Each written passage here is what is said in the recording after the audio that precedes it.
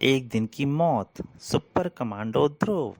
दोस्तों, आपने इसके पहले भाग में पढ़ा कि भुजंग नाम का एक खूंखार अपराधी जेल से भाग जाता है और जब वो एक बैंक लूट रहा होता है तो उसका सामना ध्रुव से होता है, परंतु ध्रुव उससे हार जाता है। और उसके बाद दिखाया जाता है कि वो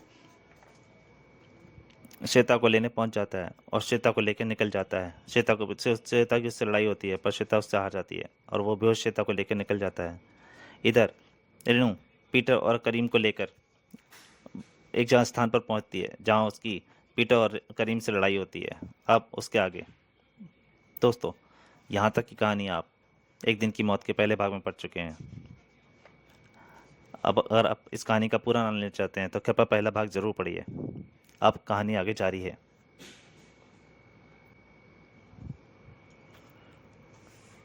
तुम लोगों की यात्रा यहीं खत्म हुई? ओ समझा, तुमने आज सुबह से दूसरी बार ऐसा अजीब व्यवहार किया है रेणु, या तुम्हारा कोई और नाम है? हाँ हाँ हाँ, जो चाहो समझ लो। ये सब क्या चक्कर है पीटर? थोड़ी देर खामोश रहो करीम, अभी सब समझ में आ जाएगा। रेणु, आई एम सॉरी, लेकिन मैं तुमको कमांडो 4 की तरफ से गिरफ्तार करता हूँ। You are under arrest. सच? ही। रेणु के चेहरे पर शैतानी हंसी एक बार फिर से खोलने लगी और इससे पहले कि पीटर पलक तक झपक पाता, पिस्तौल उसके हाथों से छिटक कर दूर जा गिरी। रेणु, पागल हो गई हो क्या? पीटर चिल्लाया। करीम, पकड़ लो इसे। Okay partner. दोनों रेणु की तरफ लपके, लेकिन रेणु के हाथों ने उनको बीच में ही रोक दिया। पर पीटर और करीम कमांडो फोर्स के कैडेट थे और हार मानना उनकी ट्रेनिंग में शामिल नहीं था, चाहे हार निश्चित हो। रेणु, रुक जाओ, वरना मुझे तुम पर गोली चलाने को मजबूर होना पड़ेगा। लेकिन रेणु नहीं रुकी और करीम को मजबूर होकर उंगलियां टेबल पर दब गईं। और रेणु फिर भी नहीं रुकी। करीम और पीटर तुरंत समझ गए कि अब हर कोशिश बेकार है, क्योंकि इस लड़ाई में सिर्फ एक ही विजयी हो सकता है, शुम, और वह है रेणु। कमाल है, यहाँ तो कोई भी नहीं है। पीटर कहाँ चला गया? लगता है कि कोई बहुत जरूरी काम आ पड़ा शायद। श्वेता को कुछ बताकर गया हो। शिगरी, लेकिन श्वेता तो स्कूल। नहीं, घर का दरवाजा खुला है, यानी श्वेता ने आज फिर स्कूल गोल कर दिया। लेकिन अंदर घुसते ही ध्रुव का दिमाग चकरा गया। कमरे में कमरे में चारों तरफ बिखरा और टूटा सामान इस बात की गवाही दे रहा था कि अभी अभी कोई तूफान इस जगह से गुजरा है। यह क्या? श्वेता कहाँ गई? श्वेता, श्वेता! तभी ध्रुव की चारों तरफ दौड़ती की नजरें जमीन पर आ टिकी और उसके दिमाग में छिपा डरावना शक यकीन में बदल गया। जमीन पर बड़े बड़े शब्दों में लिखा हुआ था, भुजंग। श्वेता की जान खतरे में थी और रात भर की थकान भूलकर ध्रुव एक बार फिर निकल पड़ा। वह भुजंग को ढूंढने जा रहा है। अगर यह ध्रुव हमारे कब्जे में आ गया तो मेरा बदला भी पूरा हो जाएगा और यह पूरा शहर भी मेरे कब्जे में आ जाएगा। अब हमारी स्कीम के आगे हिस्से को पूरा करने का वक्त आ गया है और साथ ही इस छोकरे का भी आखिरी वक्त आ गया है। ध्रुव ने नहीं देखा कि भुजंग एक बड़ी चट्टान लेकर तैयार खड़ा है। ध्रुव को अपने सिर पर मंडराते खतरे का आभास हुआ तब जब जिंदगी और मौत के बीच सिर्फ एक पल बाकी था, और ध्रुव ने वह निर्णायक पल नहीं गंवाया। बचने और तेजी से ऊपर पहुंचने का एक ही रास्ता था और उस रास्ते को सिर्फ एक ही आदमी पार कर सकता था, सुपर कमांडो ध्रुव। भुजंग पर एक भरपूर टक्कर खाकर दूर जा गिरा, लेकिन इस पर इतनी जबरदस्त टक्कर का भी कुछ खास असर नहीं हुआ। इसकी जुबान खुलवाने के लिए काफी मेहनत करनी पड़ेगी। श्वेता कहाँ है भुजंग?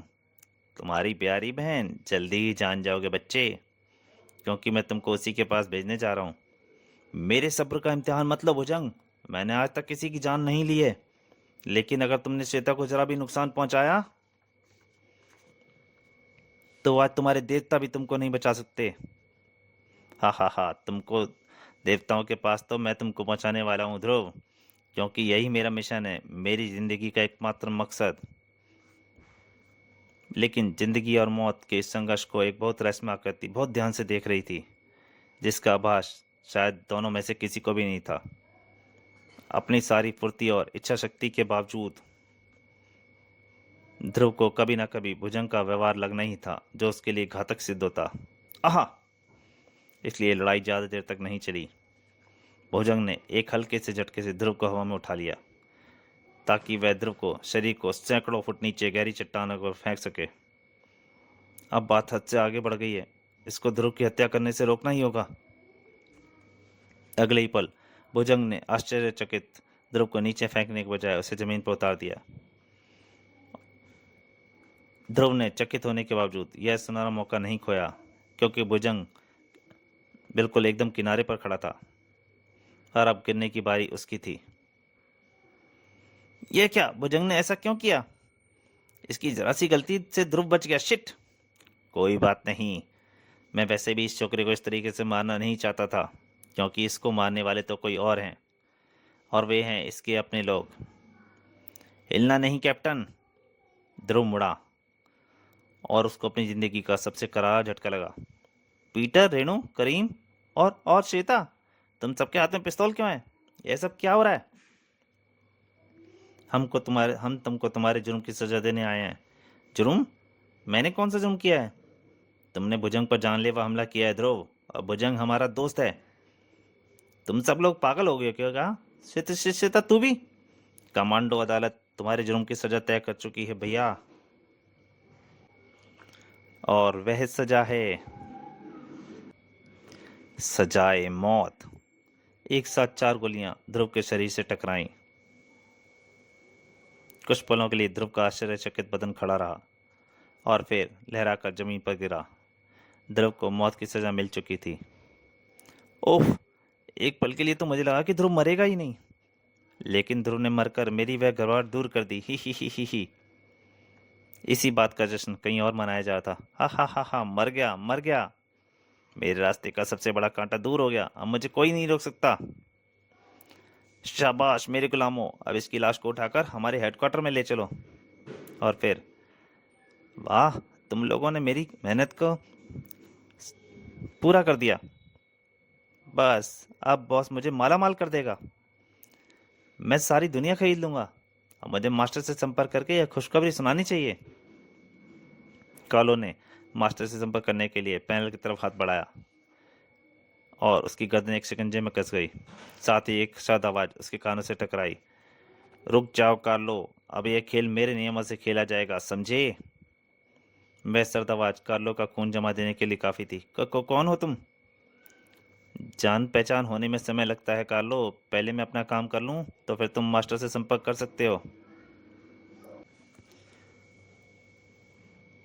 और फिर कार्लो रिपोर्टिंग मास्टर, ध्रुव की लाश यहाँ आ गई है। हम जानते हैं कार्लो, आज तुमने हमारा सपना पूरा कर दिया। हम 24 घंटे के अंदर अंदर तुम्हारे पास पहुंच जाएंगे। तब तक तुम इसकी लाश को सुरक्षित रखो, क्योंकि इसकी चिता को हम अपने हाथों से आग लगाएंगे। तब तक तुम हमारे नए गुलाम की टेस्टिंग शुरू कर दो। और हाँ, अब भुजंग हमारे लिए बेकार हो चुका है। अब तुम उसकी कई महीनों से सुरक्षित रखी लाश को पुलिस के हवाले कर दो। जो आज्ञा मास्टर, मैं टेस्टिंग शुरू कर देता हूँ। कार्लो ने कंट्रोल पैनल पर कुछ बटन दबाए और एकाएक पूरे कक्ष में मशीनी गड़गड़ाहट गूंजने लगी और एक पैनल खुलने लगा। अंदर खड़ी आकृति धीरे धीरे अपनी आंखें खोली थी, जिसमें जीवन का संचार हो रहा था। वाह कार्लो, वाह, यह तो हूबहू वही है। यह आपके आदेश का इंतजार कर रहा है मास्टर। इसको इसका पहला काम सौंप दो। काम हमारे वहां पहुंचने तक खत्म हो जाना चाहिए। ओवर। चलो, यह काम तो खत्म हो गया। तो तुम आखिर क्या चाह? तुम्हारी चुप्पी कार्लो, और वह भी सिर्फ तब तक के लिए जब तक तुम्हारा मास्टर यहाँ ना पहुंच जाए। उसके बाद अगर तुम बोल सको तो जितना चाहो उतना बोलना। और उसी रात शहर के सबसे बड़े ज्वेलरी स्टोर में चौकीदारों के पास एक जाना पहचाना मेहमान आया। अरे ध्रुव साहब, आप यहाँ? मुझे खबर मिली है यहाँ डकैती हो रही है। ही नहीं साहब, किसी ने मजाक किया होगा। हम तो लगातार पहरे पर ही हैं। मैं खुद देखना चाहता हूँ कि सब ठीक है या नहीं। दरवाज़ा खोलो। पहले मालिक को यहाँ बुला लें, फिर हम दरवाज़ा खोल। उसकी बात बीच में ही रह गई। ध्रुव का एक करारा वार उसको चौकीदार को बेहोश करने के लिए काफ़ी था, लेकिन बेहोश होते होते भी उस चौकीदार ने अलार्म बटन दबा दिया। और पास के पुलिस स्टेशन में बच उठा। साहब, झावेरी रियल स्टोर से कुछ गड़बड़ हो रही है। गड़बड़? और वह भी ध्रुव की रात की गश्त के वक्त? जरा चोरों की हिम्मत तो देखो। चलो मेरे साथ, मैं भी तो देखूं आखिर ये कौन हिम्मत वाले हैं। चीकरी, पुलिस आ रही है ध्रुव, गए लेकर जल्दी से वहां से निकल लो। आदेश पाते ही वह आकृति बाहर की ओर लपकी, लेकिन उसका पूरा शरीर हेडलाइटों की रोशनी में नहा गया। सभी आश्चर्यचकित रह गए। अरे ये तो हमारे ध्रुव साहब हैं। सुपर कमांडो ध्रुव कानून का रखवाला आज डकैती डाल रहा है। तुम मामला समझ नहीं रहे हो इंस्पेक्टर, फिलहाल मेरे रास्ते से हट जाओ। नहीं, हर कानून तोड़ने वाला मेरा दुश्मन है, फिर चाहे वह कोई भी हो, पकड़ लो उसे। लेकिन ध्रुव को पकड़ना किसी बुलडोजर को हाथ लगाने से रोकने समान था, और इससे पहले कि कोई पुलिस वाला अपने हथियार तान भी पाता, ध्रुव पास की खड़ी एक कारी में बैठकर रात के अंधेरे में ओझल हो गया। ध्रुव और डकैती, यकीन करना भी मुश्किल है। यकीन काहे का साहब, आप तो जानते हैं कि ये सब। शट अप हवलदार। और ध्रुव जब वापस अपने अड्डे पर लौटा तो कोई उसकी अगवानी करने के लिए मौजूद था। आओ बहादुर आओ, तुमने आज हमारे दिल को ठंडक पहुंचा दी। कोई भी तुमको और तुम्हारी कमांडो फोर्स को देखकर यह नहीं कह सकता कि तुम असली नहीं बल्कि रोबोट हो। आज ग्रैंड मास्टर रोबो का सपना पूरा हुआ। जिस छोकरे ने मेरे अपराध जगत के ओलंपिक को तबाह किया था, आज मैंने उसको तबाह और बदनाम कर दिया है। आज से ध्रुव ऐसे काम करेगा कि दुनिया उसको थूकेगी। इधर आओ कार्लो। जी ग्रैंड मास्टर, हमने फैसला किया है कि तुम्हारे इस महान आविष्कार के लिए तुमको एक इनाम दिया जाए। मौत का इनाम? मौत क्यों मास्टर? तुमने आज तक हमारे प्लान की एक सीक्रेट बनाए रखा, इसलिए अब यह हमारा कर्तव्य है कि ये प्रोजेक्ट हमेशा के लिए सीक्रेट रहे, और इसके लिए तुम्हारी जुबान को खामोश करना बहुत ज़रूरी है। मास्टर नहीं, मैं किसी से कुछ नहीं कहूँगा। अब तुम वैसे भी किसी से कुछ कहने के काबिल नहीं रह पाओगे। हा हा हा। लेकिन कार्लो तक पहुंच पाने से पहले, यह क्या? ध्रुव की लात उसके हाथ पर पड़ी और उसका सांप उसके हाथ से छूट गया। मेरा गुलाम मुझ पर ही हमला करता है? सांप के मास्टर के हाथ से दूर जा गिरा था। कार्लो, धोखेबाज, तूने जानबूझकर ध्रुव के रोबोट के कंट्रोल पैनल अपने पास ही रखे, गद्दार। धोखेबाज कार्लो नहीं, तुम हो ग्रैंड मास्टर रोबो, जो अपने आदमियों की वफादारी के बदले मौत का इनाम देता है। बहुत बोलते हो। यानी तुम? मैं तुम्हारा गुलाम रोबोट नहीं हूँ रोबो, तुम्हारा गुलाम तो उधर कब्र में लेटा हुआ है। मैं सुपर कमांडो ध्रुव हूँ, और यह मेरी असली कमांडो फोर्स है, जिसका काम तुमको अब इंटरपोल के हवाले करना है। रोबो पल भर में पूरी स्थिति समझ गया। तो आज तुमने मुझको दूसरी बार मात दे दी कमांडो, लेकिन मुझे पकड़ना तुम जैसे छोटे मोटे बच्चों का खेल नहीं है। हा हा हा हा हा। ना ना ना, हिलने की गलती मत करना, क्योंकि यह मल्टी बैरल गन एक ही बार में तुम सबके चीथे उड़ा सकती है। अब मुझको यह बताओ कि मुझसे गलती कहाँ हुई? तुम सब भुजंग से बच कैसे गए?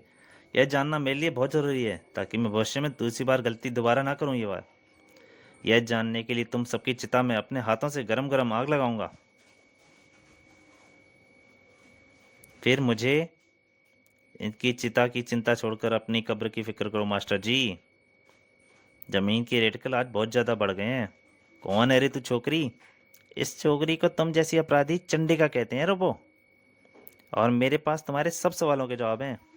हालांकि कार्लो, चीनीज के बनाए रोबोट को फिंगरप्रिंट तक असली जैसे थे, लेकिन यह समझना कोई बड़ा काम नहीं था कि वे सभी रोबोट हैं, और यह जानने के बाद उसको काबू में करना और भी आसान काम था। जानना चाहते हो? देखो कैसे। चंडिका श्वेता की तरफ लपकी, और उसके हाथों से एक हल्के से दबाव से श्वेता के सीने का हिस्सा खुल गया। ये रहा तुम्हारा एक रोबोट। और इसका फ्यूज निकालते ही चंडिका ने कुछ बटन दबाए। यह बेहोश हो जाएगा, और श्वेता का रोबोट नीचे गिर पड़ा। और अब इसकी कंप्यूटर प्रोग्रामिंग बदल अपना गुलाम बनाया बाएं हाथ का काम है। माय गॉड, यह श्वेता नहीं है तो श्वेता कहाँ गई? घबराओ मत ध्रुव, उसको मैंने पहले ही सुरक्षित जगह पर पहुंचा दिया है, क्योंकि यह जगह उस जैसी डरपोक के लिए नहीं है। तुम्हारे भुजंग को मैंने इसी तरीके से अपने कब्जे में किया, और उसके कंप्यूटर कंट्रोल में जरा सी हेरफेर करके वह तुम्हारी बजाय मेरा गुलाम बन गया। उसके बाद पीटर, करीम, रेणु और श्वेता को आज़ाद कराने का काम भुजंग ने किया। अब तुम्हारे सारे रोबोट कैद में हैं, और असली कमांडो फोर्स आज़ाद है। ध्रुव की मौत और डकैती का नाटक सिर्फ तुमको यहाँ बुलाने के लिए किया गया था। तो मेरा प्लान ध्रुव से ज़्यादा तुमने बिगाड़ा है। तूने ग्रैंड मास्टर रोबो का प्लान चौपट करके अपनी मौत को दावत दी है छोकरी। अब सबसे पहले तू मरेगी और बाद में ये सब। रोबो का घूंसा चंडिका के चेहरे पर पड़ा और सावधान चंडिका, रोबो का हाथ का वार काफ़ी तेज लगा। और जब तक सभी उसकी मदद को आगे बढ़ते, एक दूसरा वार चंडिका के बदन से अटक रहा। रोबो की इस हरकत से ध्रुव की आंखों में खून उतर आया। मैं तुमको सही सलामत अंतर्राष्ट्रीय पुलिस के हवाले करना चाहता था रोबो, लेकिन चंडिका पर हाथ उठाकर तुमने वह मौका भी गंवा दिया। अब तुम हवालात से पहले अस्पताल में जाओगे। कमांडो फोर्स ध्रुव की मदद करने को तैयार था, लेकिन ध्रुव को मदद की जरूरत नहीं थी, क्योंकि क्रोधित ध्रुव का सामना तो शायद पागल हाथी भी नहीं कर सकता था। लेकिन क्रोध में आदमी सोचने समझने की शक्ति खो बैठता है, इसलिए उसको आने वाले खतरे का आभास नहीं हुआ। वैसे भी वह उतना कुछ नहीं जानता था जितना ही कार्लो को पता था। ध्रुव, ग्रैंड मास्टरों का बदन गर्म हो रहा है, उससे दूर हटो, हट जाओ। लेकिन यह चेतावनी खुद ध्रुव के कानों तक नहीं पहुंच पा रही थी। और इससे पहले कि बहुत देर हो जाती, कार्लो आगे लपका और उसने ध्रुव को पकड़कर एक तरफ धकेल दिया। ग्रैंड मास्टर का बदन ट्यूबलाइट की तरह चमक रहा था और अगले ही पल एक कड़बड़ी धमाके के साथ ग्रैंड मास्टर के तीसरे तीसरे उड़ गए और साथ ही साथ सारे रोबोटों के बदन के भी धमाके होने लगे। कुछ ही पलों में सब शांत हो गया। यह क्या? ग्रैंड मास्टर रोबो खुद एक रॉबोट था? कार्लो, तुम ठीक हो ना? ग्रैंड मास्टर तो कहीं दूर बैठा है ध्रुव। आहा, यहाँ पर तो उसने अपना रॉबोट भेजा था। यह बात मुझे भी तब समझ में आई जब मैंने उसके बदन को चमकते देखा। और चूंकि इन सभी रोबोटों के कंट्रोल इसी रोबोट ग्रैंड मास्टर के बदन में लगे थे, इसलिए वे भी इसके साथ ख़त्म हो गए। हाँ, मुझे मेरे किए की सज़ा मिल गई। मुझे खुशी सिर्फ इस बात की है कि मैं तुमको जिंदा बचा सका। और यह दृश्य दूर कहीं बल्दी दिल पक्षी पे देख रहा था। इस बार तो तुमको कार्लो ने बचा लिया छोकरे, लेकिन अगली बार मैं तुमको जल्दी ही ऐसी जगह पर ले आकर मारूंगा जहाँ पर कोई पानी पिलाने वाला भी नहीं होगा। और उधर कार्लो, ओह, ये तो मर गया। हम कुछ कर भी तो नहीं सकते न ध्रुव। अगर तुम आज यहाँ नहीं होती चंडिका, तो हम सभी मौत की नींद सो चुके होते। मुझे तो यह सारा खेल तब समझ में आया जब इन चारों ने मुझ पर नकली गोलियां चलाईं और मैं उसी क्षण समझ गया कि अब मुझको भी मरने की एक्टिंग करनी पड़ेगी। इसके अलावा और कोई चारा भी नहीं था ध्रुव, वरना हम ये कभी नहीं जान पाते कि यह सारा षड्यंत्र रचाने वाला कौन शख्स है। लेकिन तुम इस झगड़े में कैसे फंस गई? बस वैसे ही जैसे तुम फंस गए। अब मैं तुम लोगों को यह कैसे बता सकती हूँ कि जब भुजंग की कमीज फटने पर मैंने उसकी छाती पर धातु का एक टुकड़ा लगा देखा, तो मुझे तुरंत समझ में आ गया कि यह कोई आदमी नहीं बल्कि रोबोट है। और उसके मेरी इलेक्ट्रॉनिक की जानकारी काम आई। फ्यूज निकालते ही भुजंग का मशीनी वजन बेदान हो गया। फिर मैंने उसकी कंप्यूटर प्रोग्रामिंग को बदल कर उसको अपना गुलाम बना लिया, यानी इस अड्डे तक ले आई। उसके बाद अड्डे के बाहर ही मैंने भुजंग को आदेश देकर रेणु, करीम और पीटर को मुक्त करा लिया। कार्लो को इसकी भनक तक नहीं लगी। फिर मैंने श्वेता के यानी अपने रॉबोट की प्रोग्रामिंग को इस तरह से बदल दिया कि कमांडो फोर्स उसको असली समझे। उसके बाद भैया को नकली गोलियों से मारना और रास्ते में उसको सब कुछ समझा देना तो मामूली काम थे। किस सोच में पड़ गई चंडिका? कुछ नहीं, लेकिन तुम लोग जल्दी बाहर जाओ। श्वेता बाहर डरी बैठी होगी। उस बेचारी को तो यह भी समझ में नहीं आ रहा होगा कि यहाँ पर यह सब हो क्या रहा है। लेकिन तुम कहाँ चली चंडिका? अरे सुनो तो। लेकिन चंडिका चली गई। हम ये शायद कभी नहीं जान पाएंगे कि आखिर ये चंडिका है कौन। और फिर बाहर, भैया भैया, तुम लोग कहाँ चले गए थे? इस वक्त एक गंदा आदमी मुझे उठा कर लाया था। बस बस बस, चुप हो जा, चुप हो जा। अरे अब क्यों रोती है? अब तो सब ठीक हो गया ना, हमने तो तुझे ढूंढ ही लिया। मैं कल स्कूल नहीं जा पाई ना, आज भी नहीं जा पाऊंगी। टीचर मारेगी। अरे नहीं मारेगी, मैं एप्लीकेशन लिख दूंगा कि मेरी बहन जंगल में गुम हो गई थी, ढूंढने में 2 दिन लग गए। सच लिख दोगे ना? ही। लेकिन वह लड़की कौन थी भैया जिसने मुझे बचाया? यह जानने के लिए मैं कुछ भी कर सकता हूँ श्वेता, लेकिन अब मुझे शक है कि अगर मैं उससे पूछूंगा भी तो वह मुझे रहस्य नहीं बताएगी कि आखिर वह कौन है। सच, आखिर वह कौन है? तो दोस्तों, ये कहानी यही समाप्त होती है। आगे के लिए नमस्कार।